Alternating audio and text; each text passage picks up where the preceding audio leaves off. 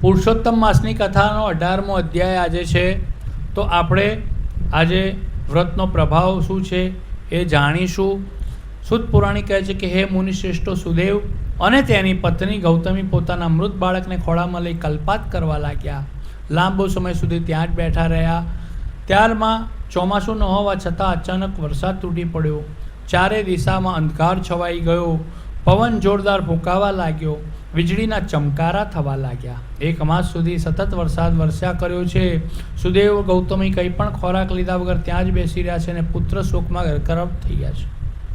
ભાગ્યવશ એ દિવસે વરસાદ શરૂ થયો. એ દિવસથી પુરુષોત્તમ માસ શરૂ થયો હતો.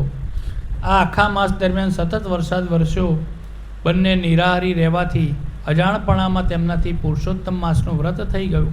આથી તેના અધિષ્ઠાતા દેવ ભગવાન પુરુષોત્તમ તેમની ઉપર પ્રસન્ન થયા અને આકાશમાં તેમને દર્શન આપ્યા. પતિ પત્ની ભગવાનને પ્રણામ કર્યા. જય શ્રી કૃષ્ણ મંત્રથી તેમનું ધ્યાન ધર્યું.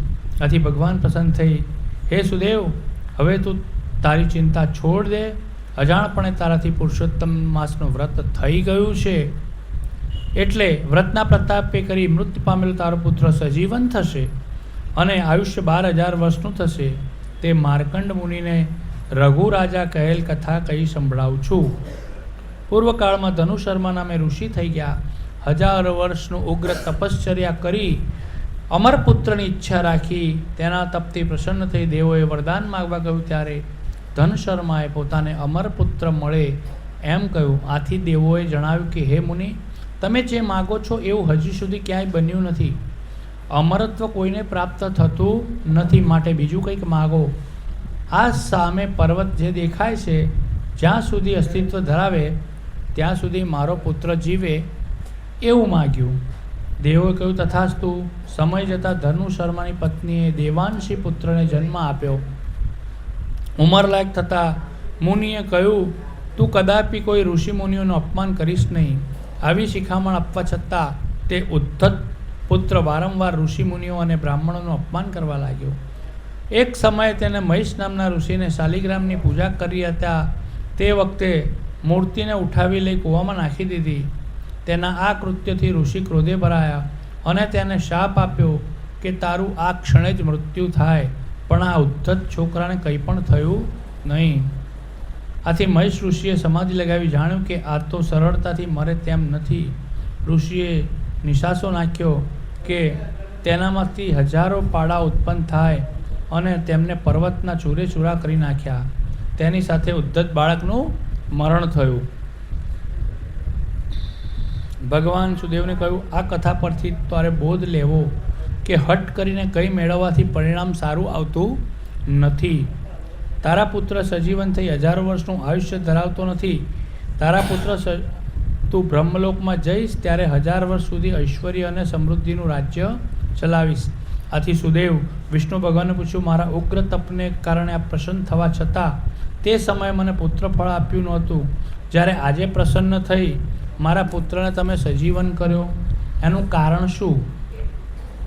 એ કથા ભગવાન કહેશે. એ પહેલાં ઉપવાસના ફળની કથા આપણે સાંભળીએ. તો કે એક નગરીમાં અતિ સ્વરૂપવાન બ્રાહ્મણ કન્યા, તેને મા બાપ ન હતા, ભાઈ બહેન ન હતા. માતા પિતા એને માટે થોડી મૂડી મૂકી ગયા હતા.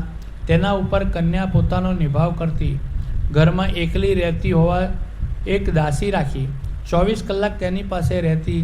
કામકાજ ઉપરાંત કન્યાની દેખભાળ દાસી રાખતી. માતા પિતા ધાર્મિક વૃત્તિના હતા, તેથી તેનો વારસો કન્યામાં ઉતર્યો. આખો દિવસ પ્રભુ સ્મરણ, પૂજા પાઠ, વ્રત જપ, નિયમ તપ, કથા વાર્તામાં ગાળતી. મહિનાના 30 દિવસમાં તે 10 દિવસ નકોરડો ઉપવાસ કરતી. 7.5-8 દિવસ એકટાણું કરતી. એવામાં પુરુષોત્તમ મહિનો આવ્યો. બ્રાહ્મણ કન્યાએ વ્રત લીધું. રોજ નદીએ સ્નાન કરવા જાય. કાંઠા ગોરમાની તે પૂજા કરે, વ્રત પૂજન કરે, કથા અને વાર્તા સાંભળે અને ત્યારબાદ ઉપવાસ કરે. પછી આખો દિવસ પ્રભુ ભજન કરતાં ઘરનું કામકાજ કરે. આમ 15 દિવસ વીતી ગયા. દાસી એકાએક માદી પડી ગઈ. માદગી એટલી બધી વધી ગઈ કે તે પથારી વશ થઈ ગઈ. એનામાં ઊભા થવાની શક્તિ પણ ન હતી. રોગ અસાધ્ય હતો, કંઈ ભાવતું ન હતું. બ્રાહ્મણ કન્યાએ ખૂબ સારવાર કરી, પણ વૈદોને બોલાવવામાં આવ્યા, પણ કોઈ ફરક પડ્યો નહીં. ઉપરથી તે વધારે ને વધારે માદી થવા લાગી. એક દિવસે ને દિવસે તેનું શરીર દુબળું થઈ ગયું. મોત નજીક દેખાતા જ દાસીએ બ્રાહ્મણ કન્યાને બોલાવી કહ્યું, મારો અંત સમય લાગે છે. બધાએ વરસ પાણીમાં ગયા. મહામોગો માનવદેવ મળ્યો, પણ હું તો કંઈ ના કરી શકી. મેં જિંદગીમાં કોઈ વ્રત કર્યું નથી, દાન પુણ્ય કર્યા નથી. નક્કી મારો વારો નરકમાં આવશે. દાન પુણ્ય કર્યા નથી એ વાતનું દુઃખ છે કે તમારા પરિવારના સહવાસમાં રહેવા છતાં પણ મને સત્કર્મનો વિચાર ના આવ્યો. મને મુક્તિ મળે એવું કરો. આ સાંભળીને બ્રાહ્મણ કન્યાએ આશ્વાસન આપતા કહ્યું કે જીવ માત્રને પોતાના કર્મનું ફળ ભોગવવું પડે છે. આવા કર્મનું ફળ સારું મળે છે. હવે શોક કરવો નકામો છે. અંત સમયે તને આ સંતાપ થઈ રહ્યો છે એ પણ સારું છે. આથી કદાચ તારી સદગતિ થાય. બ્રાહ્મણ કન્યાના આશ્વાસન ભર્યા શબ્દો સાંભળી દાસીની આંખમાંથી આંસુ આવી ગયા. રડતી જોઈ બ્રાહ્મણ કન્યાએ દયા આવી એટલે બોલી, દાસી, પૂર્વજન્મના પુણ્ય કર્મ હોય તો જ આ ભાવમાં ધર્મ ધ્યાન સુધે. છતાં મારી ઘણી સેવા કરી છે. તારા લીધે જ હું વ્રત તપ કરી શકી છું. બોલ, તારે શું જોઈએ છે? તારી અંતિમ ઈચ્છા પણ જણાવ. હું તારી ઈચ્છા પૂરી કરવા પ્રયત્ન કરીશ.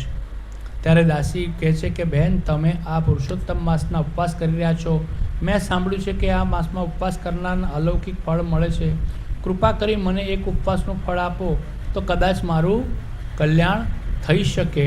બ્રાહ્મણ કન્યાએ તરત જ જમણા હાથમાં જળ લઈ પુરુષોત્તમ ભગવાનનું ધ્યાન ધરીને સંકલ્પ કર્યો કે એક ઉપવાસનું ફળ દાસીને અર્પણ કરું છું. તે જ ક્ષણે દાસી આંખો ઢાળી દીધી અને દિવ્ય વિમાન તેને લેવા માટે પધાર્યું. વિમાનમાં બેસી દાસી સ્વર્ગે ગઈ. એક દિવસના પુણ્ય વડે દાસીને ઘણા સમય સુધી સ્વર્ગ ભોગવ્યું. ત્યારબાદ જન્મ કાશી રાજાની રાણીના ખોળે થયો.